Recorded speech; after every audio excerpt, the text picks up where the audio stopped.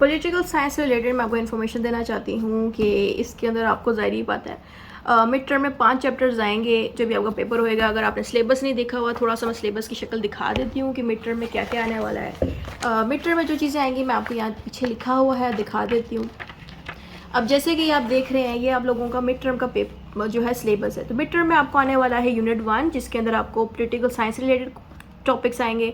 Unit 2 में state आएगा, unit 3 में डेमोक्रेसी आएगी, वैसे ही यूनिट 4 में डिक्टेटरशिप, यूनिटरी, और 5वें में गवर्नमेंट यानी कि यूनिटरी और फेडरल गवर्नमेंट। ठीक है, तो ये जो 5 चैप्टर हैं ये आपको मिड टर्म के पेपर में आने वाले हैं। उसके अलावा जो बाकी के चैप्टर्स हैं वो अब अगले फाइनल्स में आएंगे, यानी कि मिड टर्म और ये जो बाकी का रिमेनिंग है वो फाइनल में आएगा, और मिड टर्म में सिर्फ ये 5 ही चैप्टर आएंगे। तो अभी जो मैं आपको एक्सप्लेन कर रही हूँ वो एक्सप्लेन कर रही हूँ यूनिट 1। अब यूनिट 1 में बहुत सारी चीज़ें हैं, जैसे कि यूनिट 1 में आपको definition and meaning and nature of political science ये अलग से एक चैप्टर है। स्कोप ऑफ पॉलिटिकल साइंस ये अलग से चैप्टर है। यूटिलिटी ऑफ पॉलिटिकल साइंस ये अलग से चैप्टर है। Approaches to the political science ये अलग से चैप्टर है। अब यहाँ पे देखें, यहाँ पे तकरीबन 4 अलग से चैप्टर्स है। किसी के पास इतना टाइम नहीं होता कि वो चारों चैप्टर्स को अलग अलग याद कर सके, तो मैंने इसके लिए एक बैकअप आंसर, एक सीक्रेट आंसर तैयार रखा हुआ है यूनिट 1 के लिए, जिसमें ये सारे आंसर्स कवर हो जाते हैं। वही दिखाती हूँ मैं आपको, अभी मैंने खोला हुआ था। ये है हमारा आंसर। अच्छा, तो यहाँ पे मैंने क्या हुआ है, आप गौर से देखें कि मैंने इंट्रोडक्शन में जस्ट यहाँ से लेके यहाँ तक पॉलिटिकल साइंस एक्सप्लेन किया, दैट्स इट। ठीक है, कि पॉलिटिकल साइंस होती क्या, वो सारा मैंने इस तरह एक्सप्लेन किया। ये जो मैंने लाइनें मारी हैं, इन लाइनों के अंदर आपने वो वाला आंसर लिखना है जो पेपर में है। सपोज आपको पेपर में आ गया है define the history of political science या define the utility of political science, जो मैं अभी पीछे पढ़ के आई हूँ, उसमें से कुछ भी पूछ लें तो जो चीज़ वो पूछे उसके बारे में आप मज़ीद यहाँ पर डिस्कस कर सकते हैं। अगर आपको नहीं डिस्कस करना, कोई इशू नहीं है, यहाँ से लेकर यहाँ तक जितना आंसर लिखा है इतना काफ़ी रहेगा। मीनिंग फिर आपने दे दिया पॉलिटिकल साइंस का, फिर आपने पॉलिटिकल साइंस की मज़ीद हेडिंग्स दे दी, जैसे कि इंटरप्रिटेशन आ गई, ठीक हो गया। फिर आपने definition they the political science की, मैंने यहाँ पे 4 बंदों की दी है, आप इसमें से कोई भी एक अपनी पसंद की डाल दें।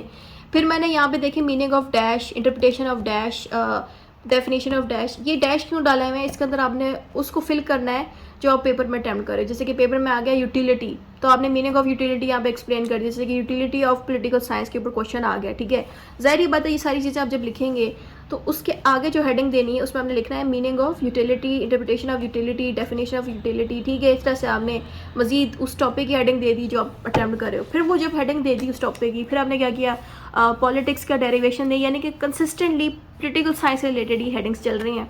फिर आपने एरिस्टोटल का बताया कि ये फादर ऑफ पॉलिटिकल साइंस है, बट पॉलिटिकल साइंस का ओरिजिन बता दी कि कहाँ से ये ईजाद हुआ, सही है। फिर आपने थोड़ा सा नेचर बता दिया पॉलिटिकल साइंस का कि इसका नेचर क्या है, यानी कि इसके फीचर्स क्या हैं। ठीक है, वो बता दिए आपने, फीचर्स बता दिए। फिर आपने 2 साइड्स ऑफ पॉलिटिकल साइंस बताया कि इसमें एक नॉर्मेटिव साइड होती है, फिर एक इम्पेरियल साइड होती है। फिर आपने नॉर्मेटिव और इम्पेरियल साइड को अलग से हेडिंग्स में एक्सप्लेन कर दिया। इसके ऊपर मैंने एक वीडियो बनाई हुई है पॉलिटिकल साइंस की, आप देख लीजिएगा, उसमें सारा कुछ मैंने एक्सप्लेन किया हुआ ऑलरेडी, अपलोड हो रही है चैनल पे। एग्जाम्पल भी आप दे सकते हैं कि क्या मतलब, जो भी नॉर्मेटिव साइड है और इम्पेरियल साइड है उसकी एग्जांपल्स भी मैंने दे रखी हैं। फिर मैंने स्कोप ऑफ पॉलिटिकल साइंस भी दे दिया, यहाँ पे मैंने इसकी ब्रांचेस भी दे दी हैं पॉलिटिकल साइंस की। ठीक है, फिर मैंने यहाँ पे आप देखें कि मेथड्स भी बता दिए पॉलिटिकल साइंस के, मैंने इसमें फीचर्स भी बता दिए हैं। अब आप देख लें कि जो आपका आंसर आया है यूनिट 1 से, उसमें बहुत सारी चीज़ें, जैसे कि उसमें स्कोप भी पूछ रहे हैं अलग से आपको चैप्टर में, आपसे अलग से चैप्टर में फीचर्स भी पूछेंगे, आपसे अलग से चैप्टर में कुछ भी पूछेंगे। अगर आपने ये वाला आंसर तैयार कर लिया ना, ये एक ही आंसर पूरा का पूरा यूनिट 1 के जितने भी टॉपिक्स हैं उनको कवर कर लेगा। ठीक है, कोई टेंशन लेने की ज़रूरत नहीं है। फिर उसके बाद यहाँ पे देखिए कंक्लूजन आ जाता है। कंक्लूजन से पहले जो मैंने लाइनें मारी हुई, इस लाइनों का मानने का मकसद यहाँ पे ये है कि जो टॉपिक पेपर में है, जैसे कि आपको स्कोप आ गया है या nature of political science, features of political science, scope of political science, कुछ भी पूछ लिया गया है, अगर आप मजीद उसको डिटेल से लिखना चाहते हो तो यहाँ पे लिख सकते हैं, उसको कंटिन्यू कर सकते हैं जो पेपर में सवाल आया। नहीं तो अगर आप जितना ऑलरेडी देख चुके हैं ये भी काफ़ी है। ठीक है, कंक्लूजन भी देखें तो यहाँ से लेकर यहाँ तक सारा कुछ मैंने पॉलिटिकल साइंस ही एक्सप्लेन किया है। और ये जो लाइनें आपको दिख रही हैं, इन लाइनों के अंदर मैंने इसी लाइनें इसलिए डाली हैं कि जो आंसर आप अटैम्प्ट कर रहे हो ना, जैसे कि मैंने आपको बताया कि यूटिलिटी वाला आ गया या फीचर ऑफ पॉलिटिकल साइंस का आ गया, तो उसको आप कंक्लूजन में ऐड करना चाहो कर सकते हो। अगर नहीं करना ऐड तो बस जितना मैंने कंक्लूजन दी है उतना ही आप दे दो, काफ़ी है। तो ये इस आंसर का बनाने का मकसद सिर्फ एक ही है मेरा, कि जिन स्टूडेंट्स की तैयारी कम है और जो कहते हैं कि हमें बजाय कि सारे हम चैप्टर्स यूनिट 1 के तैयार करें अलग अलग, उससे अच्छा है कोई एक ही आंसर हम तैयार कर लें, तो वो स्टूडेंट्स इस मेथड को यूज़ कर सकते हैं कि इस मेथड के थ्रू वो स्टूडेंट्स बगैर तैयारी के भी सिर्फ 5 चैप्टर्स इसके तैयार कर लें। मैंने अगले जो चैप्टर्स है ना, स्टेट हो गया, डेमोक्रेसी होगी, उनकी वीडियोस भी बनाई हुई है, वो भी देख लें। उनके लिए भी मैंने इसी तरह का एक ख़ास आंसर बनाया हुआ है जो सारे उनके कंप्लीट टॉपिक्स को कवर करता है। ठीक है, इतना ही था इस वीडियो में। Thank you. अस्सलाम वालेकुम स्टूडेंट्स, ये मैंने एक व्हाट्सएप ग्रुप बनाया हुआ है फॉर दी सेमेस्टर सिस्टम। ठीक है, तो सेमेस्टर सिस्टम के लिए ख़ास तौर पे मैंने व्हाट्सएप पे ग्रुप बनाया हुआ है। बाकी जो स्टूडेंट्स हैं एनुअल एंड रिफ्रेशर बैच के, उनके लिए मैंने फ़िलहाल नहीं बनाया। इनके लिए मैंने इसलिए बनाया क्योंकि आप लोगों का जो कोर्स है ना, वो काफ़ी मुश्किल है, आप लोगों को लगातार पढ़ने की ज़रूरत पड़ती है। ठीक है, और ये वैसे भी न्यू लॉ है, इसके ऊपर ज़्यादा कोई डिस्कशन भी नहीं करा, इसलिए मैंने आप लोगों की मज़ीद आसानी के लिए ये देखें ग्रुप बनाया। इस पर देखिए मैं मुसलसल गाइडेंस दे रही हूँ, टाइप मैसेज में भी बता रही हूँ, वीडियो की लिंक्स भेज रही हूँ। यही जो वीडियो मैं यूट्यूब चैनल पर डाल रही हूँ, इसके लिंक्स भी भेजे हैं। साथ में मैंने बताया कि ये वीडियोस मैंने क्यों बनाई, उसका पर्पस भी यहाँ पे बता रखा है, ऑडियोज़ भी भेज रखी हैं। पीडीएफ्स में भी देखिए मैंने कुछ डाटा भेज दिया यहाँ पे, सही है।